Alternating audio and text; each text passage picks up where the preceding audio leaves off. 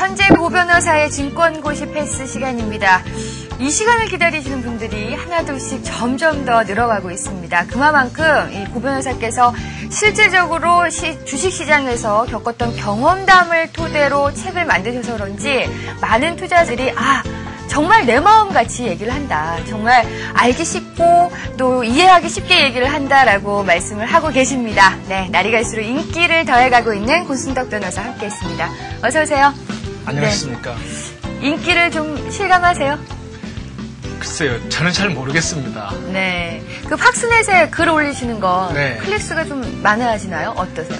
뭐 보통 한 2만 5천에 3만 사이 왔다 갔다 하죠, 뭐. 예, 그 정도면 뭐 인기 많으신 거죠. 근데 좀 아쉬운 건 뭐냐면요. 예. 제가 이제 바쁘다 보니까 매일 글을 못 올리잖아요. 예, 그러시더라고요. 그러니까 일주일에 뭐 한 두세 번 이제 올릴 수밖에 없는데요. 예. 정말 그 종합주가 지수가 화장실 갔다 와도 달라지는 게 종합주가 지수잖아요. 네. 그러다 보니까 한 번씩 그렇게 올리다 보니까 조금 그 죄송한 감이 좀 들 때가 있습니다. 네. 네. 아무래도 그 정기적으로 글을 보고자 하시는 투자자분께는 네. 조금 죄송한 일이 될 수 있겠지만 네. 원래 또 본업이 변호사시니까. 그렇죠. 그렇죠? 예. 자, 오늘은 또 어떤 내용을 배워볼까요? 오늘은 이제 그 주가 결정 원리에 대해서 제가 좀 설명을 드려야 되겠다 생각했습니다. 제목만 들으니까 오늘 강의 내용이 상당히 어려울 것 같아요. 주가 결정 원리요. 주가 결정 원리. 네. 네. 어렵네요. 사실은 뭐 들으시면은 굉장히 쉬운 내용들입니다. 예. 제가 이제 주가 결정 원리라고 하는 게 이제 어떤 그 의미를 가지고 있냐면은요.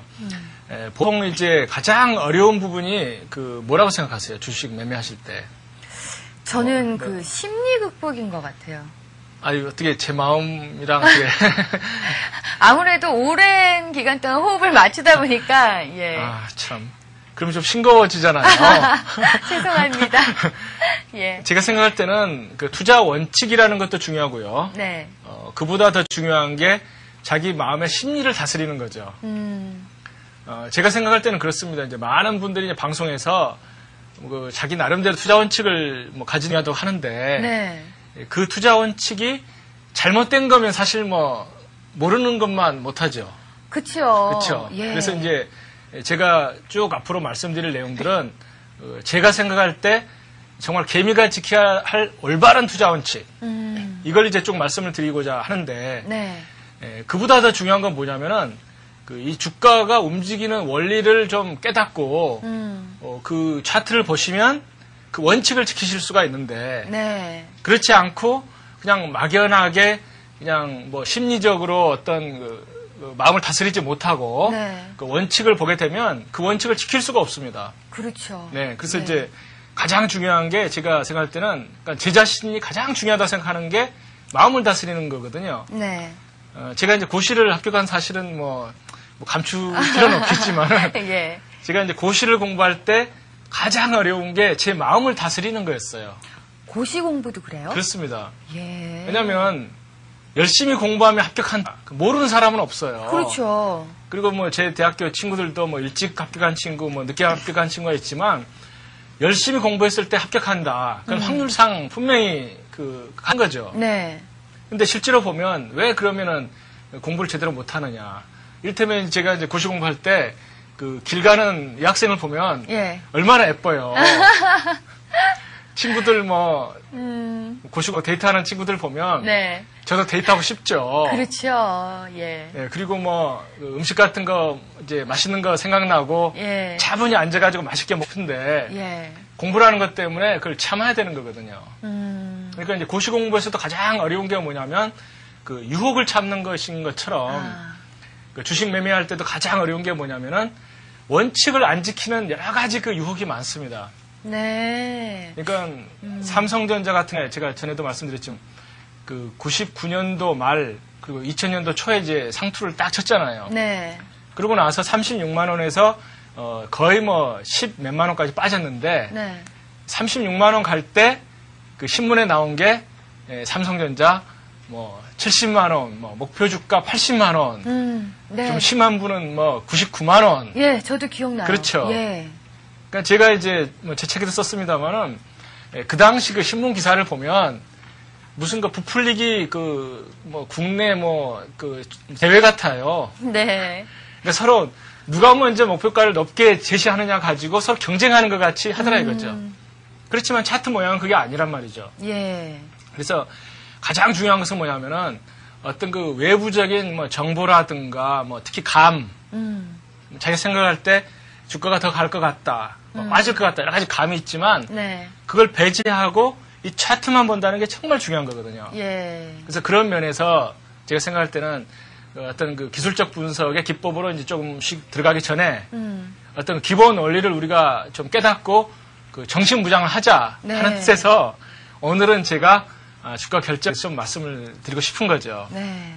자, 정말 도대체 이 주가가 결정되는 원리가 어떤 건지 지금부터 하나하나 배워보도록 하겠습니다. 네. 네. 어떤 그 원리에 의해서 결정이 되는 건가요? 주가 결정 원리라고 하니까 사실 좀 어마어마한 그런 것 같죠? 예. 우선은 이걸 생각하셔야 됩니다. 어떤 회사 가치라든가 그 주식의 가치는 절대적인 게 없다. 네. 많은 분들이 그걸 좀 미련을 못 버리세요. 그러니까 삼성전자 같으면 정말 저는 대한민국 최고의 기업이라고 생각합니다. 그렇죠. 제가 삼성전자한테서 광고비 받은 건 전혀 없습니다. 없지만 이건 인정을 해줘야죠. 예. 네, 세계적인 정말 그 전자 최고의 기업이다. 그러니까 그것만 생각하게 되면 삼성전자 주가는 정말 무한히 높아도 이건 높은 게 아니죠. 네. 근데 많은 분들이 이제 생각하시는 것은 뭐냐면은 어떤 마음속에 삼성전자 주가 어떤 수준을 예측을 하고 계시거든요. 네. 가령 삼성전자가 순이익이 몇 %가 는다 그러면 주가도 그만큼 또 늘어야 된다고 생각을 하고 네. 디램 가격이 몇 %가 올라가면 그만큼 올라가야 된다고 생각하고 그렇죠. 그렇잖아요. 예. 근데 실제로 삼성전자 주가 움직임하고 회사 움직임하고는 아무런 관계가 없다. 제가 조금 과장을 하는 거예요. 네. 근데 사실 그런 느낌을 받을 때가 있어요. 그렇죠. 회사는 아주 똑같죠. 매일매일 만들어내고 판매하고 똑같은데 네. 주가는 올라갔다 떨어졌다. 올라갔다 떨어졌다 그러거든요. 그렇죠. 예. 한번 삼성전자 예. 주가 차트를 한번 같이 보시면서 네. 보시면은 좀 재미있을 것 같아요. 예. 이 차트를 보시면 이게 언제냐면은 99년도 5월입니다. 5월. 네. 5월에 삼성전자가 10만 원이 안 됐죠. 예. 근데 그게 결국은 2000년 5월 달에는 이 고점을 생각하면 38만 원 간 거거든요. 와, 1년 만에 거의 4배가 4배잖아요. 4배. 상승했네요. 예. 1년도 안 됐죠, 사실. 예. 그러면 삼성전자 순이익이 이를테면은 4배가 증가했느냐? 절대 그런 게 아니거든요. 그렇죠. 그렇죠. 예. 또 이제 여기서 내려갑니다. 38만 원에서 주가가 내려가는데 이를테면 비행기 떨어지고 나서 13만 4천 원까지 내려갔습니다. 네. 그러면 삼성전자 가치가 갑자기 3분의 1토막에 났느냐? 절대 그렇지가 않거든요. 그렇죠. 네, 예. 이익은 조금 줄었겠죠. IMF를 겪으면서 조금 줄었겠지만 삼성전자가 망할 회사는 아니잖아요. 네. 이익은 계속 납니다. 근데 네. 그게 이제 갑자기 3분의 1 됐죠. 예. 그리고 다시 지금 40만 원을 넘어가잖아요. 네. 그렇게 되면 다시 4가 되는 거예요. 그러면 갑자기 3배, 4배가 됐다. 3분의 1토막이 났다. 네. 3배가 났다 하는 게 과연 회사 가치가 그럼 3배가 됐다. 3분의 1토막이 됐다 하는 거냐. 전혀 안 그렇다는 게 이제 제 생각이거든요. 예. 그리고 이제 가장 최근에 주가 움직임을 한번 보면은 더 재미가 있을 것 같습니다. 네. 최근에 주가 움직임을 보게 되면은 자, 이때가 언제냐면은 4월 3일입니다. 네. 4월 3일 날 고가가 얼마냐면 40만 5천이거든요. 네. 근데 그게 떨어져 가지고 35만 6천 원이 됐습니다. 네. 그러면 일주일 만에 5만 원이 없어진 거예요, 주가가. 네. 그러면 그 일주일 동안에 무슨 일이 일어났느냐? 별일이 안 일어났다는 거죠. 그렇죠. 회사 다니는 네. 사람들은 똑같이 출근해서 일하고 그렇죠. 똑같이 퇴근하고 무슨 순이익이라든가 예. 매출이라든가 네. 저는 일주일 동안에 삼성전자 매출이 5% 감소했다는 이야기는 전혀 듣지를 못했거든요. 그렇죠. 그렇지만 주가는 혼자 올랐다 내렸다 한다 이거죠. 그래서 이제 주가 차트를 보려면은 일단 고정관념을 버려야 되는 거거든요. 그러니까 주식이라고 하는 것은 사면 올라가고 팔면 내려가는 거지. 네. 그 당장 그 실질 매매에 있어서 이 회사 가치가 자기 나름대로 뭐 목표 주가를 설정한다거나 어떤 그 회사 가치를 설정하는 것은 의미가 없다는 거죠. 그러니까 갑자기 네. 그런 얘기가 생각이 나요. 저희끼리 그냥 농담으로 네. 오늘 주가 왜 오르지? 이러면 뭐 사는 사람이 많으니까 오르지. 이런 네. 얘기를 하거든요. 그렇죠. 예. 근데 농담 삼아 하는 말이 사실은 진짜 주가가 오르는 진담이죠. 원인이네요. 네. 예. 그냥 결국은 주가는 파는 사람이 많으면 내려가고 네. 사는 사람이 많으면 올라갈 뿐이죠. 그러니까 회사가 좋다고 생각해서 사는 사람이 많으면 올라가지만 이제 회사 가치는 이미 반영이 됐다고 생각하고 팔면 네. 내려간다는 거거든요. 예. 그래서 이제 일단 첫 번째 가장 중요한 것은 뭐냐면은 그 절대적인 고정관념을 완전히 버리셔야 된다는 거죠. 그게 없으면은 그러니까 그 감을 가지고 있으면 네. 그 매매를 할 수가 없습니다. 그러니까 결국은 수급의 원리다. 네. 예. 좀 이제 구체적으로 또 들어가자면은 네. 그 요즘 그 신규로 상장되는 그 종목이 많잖아요. 네. 뭐 거래소뿐만이 아니고 코스닥 등록하는 기업이 많은데 네. 그 많은 분들이 그 본질 가치라는 것에 대해서 집착을 하고 계세요. 본질 가치. 그러니까 실제로 본질 가치라고 하는 그 단어가 있습니다. 네. 본질 가치가 뭐라고 생각하세요? 그 회사가 갖고 있는 가치. 그렇죠. 예. 근데 본질 가치라고 하는 게 어떤 금액이 있는 거거든요. 예. 금액이 딱 있습니다. 본질 가치는 몇만 원이다. 제가 이제 2000년도에 가장 그 헷갈렸던 게 뭐냐면은 네. 그 본질 가치보다도 그 주가가 하락한 종목이 굉장히 많았다는 거예요. 본질 가치가 가령 2만 원인데 주가는 네. 만 원입니다. 네. 그러면 우리가 생각할 때 본질 가치라는 게 그 절대 불변의 회사 가치라고 생각하면 네. 너무너무 싸죠. 그렇죠. 그렇잖아요. 예. 본질 가치라는 게 정말 절대 불가침의 가치라고 생각하면 정말 그 2만 원짜리가 만 원 가면 정말 집도 팔고 친구들한테 빚도 얻어야 되고 네. 그 사면은 본질 가치는 간다 이렇게 생각하면 예. 정말 집까지 팔아야 될 판이에요. 예. 근데 그렇지는 않거든요. 만 원 네. 갔던 주식이 본질 가치 2만 원이 되느냐?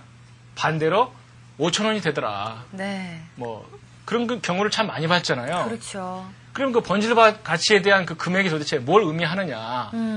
그게 제가 이제 그 공부를 해보니까 그 엿장수 맘이더라 하는 거예요. 엿장수 맘.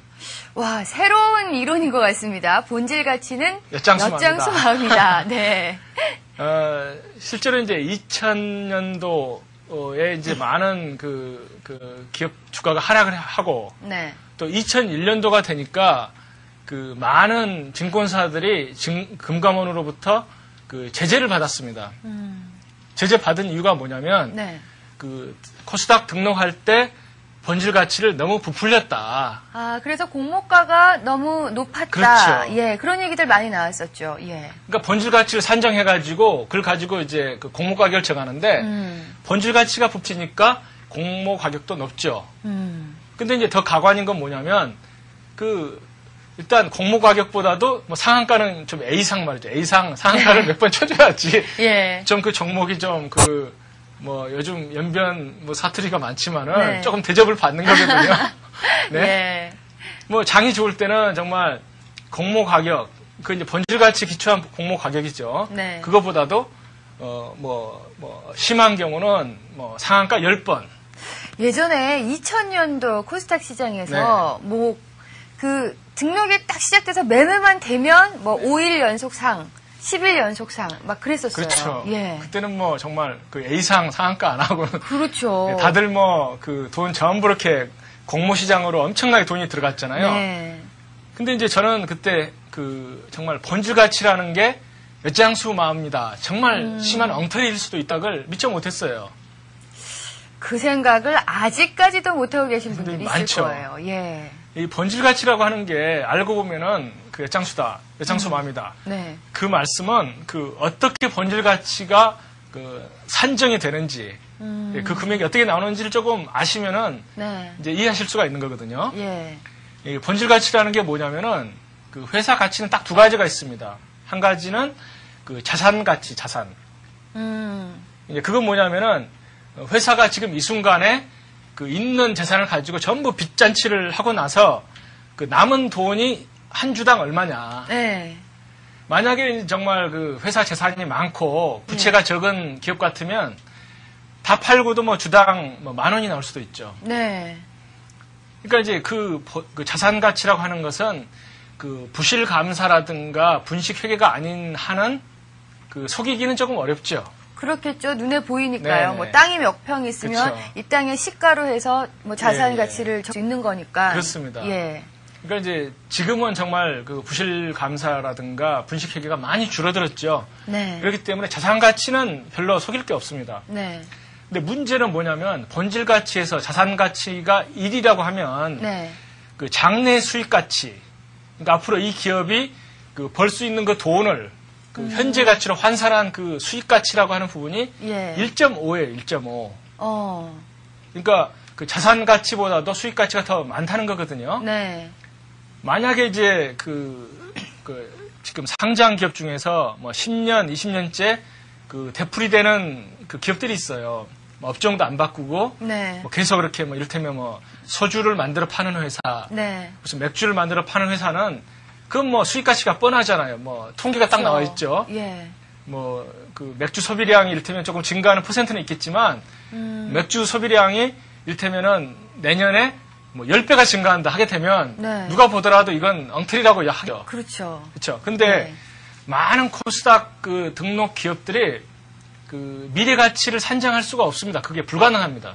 사실 그렇죠. 그래서 벤처기업이라고 하는 거고 네. 그렇기 때문에 또 좀 더 프리미엄이 많이 붙는 거고 그렇죠. 그런 거잖아요. 예. 그 많은 코스닥 등록 그 업체들이 보면은 그 회사가 설립된 게 몇 년이 안 되거든요. 네. 그러면 회사가 설립되면 당연히 뭐 첫 해가 안 난 기업 별로 없을 겁니다. 그렇죠. 처부터 뭐 이익이 난다고 하면 그건 정말 좋은 기업이죠. 네. 뭐 첫 해 적자, 두 번째는 뭐 수익이 똔똔, 네. 뭐 3년 차는 이제 수익이 조금 나는 걸로 이렇게 만드는 수가 많잖아요. 네.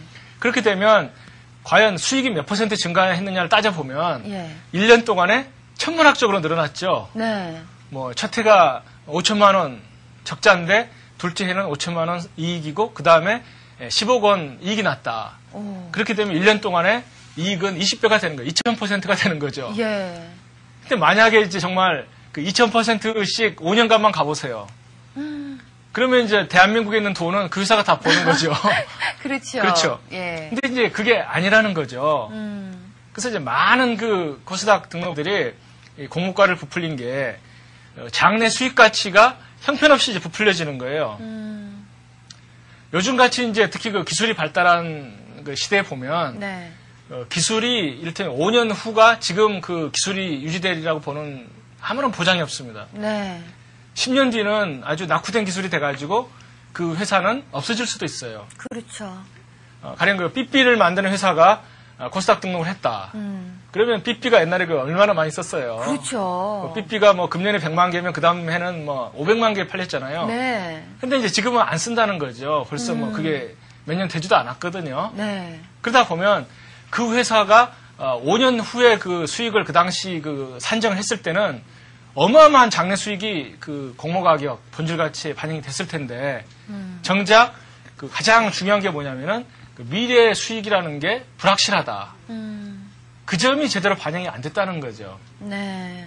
예, 그러니까 실제로 이제 많은 업체들을 보면은 그 미래 수익이 가장 본질 가치의 중요한 부분을 차지하고 있으면서도 그게 어떤 그 장래 유지된다고 하는 어떤 확률상 보장이 없다는 거. 그러니까 실제로 이제 99년도에 많은 업체들이 등록이 됐었잖아요. 네. 그때는 이제 거품이 있었기 때문에 뭐 정말 어떤 업체들은 그 액면가에 뭐 100배, 200배, 네. 몇백 배가 됐잖아요. 네. 가령 뭐 액면가 100배가 돼가지고 지금 그 시가가 구성이 돼 있다, 주가가. 했을 때는 현금 배당을 100% 하는 걸 전제로 하고 이자는 우리가 따지지 말자고요. 네. 이자는 따지지 말고 100% 배당을 했을 때 네. 그 액면가 100배가 지금 주가라는 이야기는 100년 동안 배당을 정말 100씩 받아야지만이 비로소 산 가격이 나온다는 거죠. 그런데 대한민국의 현실은 가장 잘 나가는 삼성전자도 액면가 100% 한다는 이야기는 제가 못 들었습니다. 네, 맞아요. 그렇잖아요. 예. 그러니까 뭔가 정말 대단히 잘못된 거죠. 네. 그런데도 불구하고 주가는 정말 액면가 100배 이상 수 있다는 거. 그래서 이제 많은 분들이 그 어떤 주식을 사거나 매매를 하실 때 이 본질 가치라고 하는 금액이 있는데 이 금액이라고 하는 게 엉터리일 수도 있다는 생각을 하셔야지 됩니다. 가장 중요한 게 아까 애장수맘이라고 하는 게 제가 좀 그냥 쉽게 표현한 거고요. 예. 실제로는 본질 가치라는 게 그 허구일 수 있다. 이런 걸 우리가 명심을 해야 됩니다. 네. 제가 이제 생각하는 관점에서는 이 본질 가치라고 하는 게 주가가 떨어지는 그 최소 가격이 아니고 예. 그 주가가 장래, 그러니까 10년 후, 20년 후에 갈 수 있는 최고의 금액이 본질 가치예요. 그러니까 그걸 많은 분들은 거꾸로 생각을 하시는 거거든요. 네. 그러니까 제가 이제 뭐 피해본 그 사례를 이야기하자면은 네. 제가 이제 2000년도죠. 2000년도에 어떤 그 잡지를 구독을 했어요. 네. 그 주간지를. 그럼 예. 그 주간지는 매주 그 코스닥의 모든 업종에 대해서 네. 그 본질 가치는 어떻고 정말 그 어떤 오. 일정한 기준에 의해서 뭐 적정 주가는 어떻고 그 예. 산정을 합니다. 예. 그래서 제가 이제 관심을 가진 업체가 그 뭐 이제 뭐 이름을 제가 밝힐 수는 없죠. 그 업체한테 네. 피해가 되니까. 예. 이를테면 그 본질 가치가 35,000원이에요. 예. 근데 주가가 10,000원이었습니다. 오. 그래서 제가 좀 샀어요. 그 주식을. 나중에 그 주가가 얼마가 됐냐면은 그 1,500원이 됐습니다. 1,500원. 예. 그러면 도대체 오. 어떤 뭐 가치라든가 기준을 가지고 본질 가치가 2만 원이고 그러니까 본질 가치가 3만 원이고 네. 주가가 2만 원이었는데 예. 나중에 1,500원이 됐다 주가가. 와. 그래서 제가 이제 깨달은 게 괜히 말이죠. 네. 그 차트만 열심히 봤으면 안 사죠 그 종목. 예. 그냥 추세가 이미 깨졌잖아요. 예. 5일선 쌍봉치고 뭐 그 제가 파동원리 이야기했지만 예. 5일선도 뭐 쌍봉이요, 21선도 쌍봉이요. 네. 이건 사서는 안 되는 종목인데 그 본질 가치에 집착을 한 거죠. 2만 원인데 뭐 내려갈수록 싼 거 아닙니까? 그렇죠. 그래서 이제 제가 그때 이제 깨지면서 생각한 것이 뭐냐. 이 본질 가치라고 하는 미신을 버리자 우리가. 그러니까 회사의 절대 가치는 절대 없다. 그리고 회사의 그 주가의 절대가 절대 없다는 것을 그 마음을 버리지 않으면 차트를 제대로 볼 수가 없는 거죠. 네. 그래서 이제 저는 정말 그 본질 가치라고 하면 이를 갑니다. 본질 가치 믿지 말자. 그게 무슨 거 같잖아요. 예. 그러니까 본질 가치는 절대 믿지 말고 특히 그 장이 좋을 때도 이 본질 가치를 이용한 그 주식 노름이 성행한다는 거죠. 그러니까 제가 정말 제 책에서 뭐라고까지 표현했냐면은 그 코스닥 공모 시장에 2000년도에 국민에 대한 사기극이 판을 쳤다. 이렇게까지 제가 그 책에다 정말 썼습니다. 지금요, 네. 이 프로 보시면서, 맞아. 동감하시는 분들 상당히 많으실 거예요. 2000년대의 코스닥 네. 시장의 그 주식 가격들, 주가와 지금의 주가를 비교했을 때는 그렇죠. 진짜 뭐 장기 투자하신 분들 다 지금 뭐 깡통나고 난리 났거든요. 그러니까 결국은 이제 그게 그 부실감사랑 비슷한 원리죠. 그 공모가를 산정하는 것이 어떤 경쟁을 서로 붙여가지고 네. 공모 기업에서 그 본질 가치 산정을 많이 하는 업체한테 그 공모 그 권리를 주는 거 아니에요. 예. 그러다 보면 10,000원짜리를 5만 원으로 부풀린 증권사가 그 간사가 돼가지고 네. 그 추진할 수밖에 없는 거거든요. 네. 그래서 제가 생각할 때는 정말 회사 절대적인 가치, 본질 가치에 절대 현혹되지 말자. 마음을 완전히 비우고 그 차트만 보자 하는 게 그 첫 번째 가장 중요한 원칙이라고 저는 생각을 합니다. 네. 자, 그러니까 일단은 뭐 본질 가치, 적정 주가 이런 얘기에 현혹되기보다는 네. 일단은 나의 마음, 나의 기대를 다 버리고 네. 보이는 차트, 눈에 보이는 것만 따라가자. 네. 예, 그런 얘기시군요. 그러니까 신문 보지 말고 예, 환경 와우 TV 정도나 켜놓고 예. 그리고 주식 매매를 하자는 거죠. 예. 네. 알겠습니다. 지금 뭐 들으시면서 동감을 하시는 분들이 참 많으실 것 같아요. 정말 이 적정 주가라는 게 시장이 상승하면서 같이 올라가잖아요.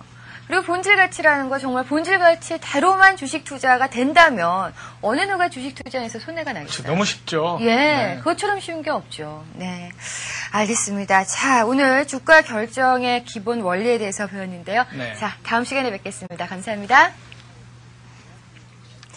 네, 주가 결정의 기본 원리 오늘이 1편입니다. 이번 시간이 1편입니다. 이 기본 원리에 대해서 다음 시간에도 저희가 이어서 계속해서 알려드리기로 하겠습니다.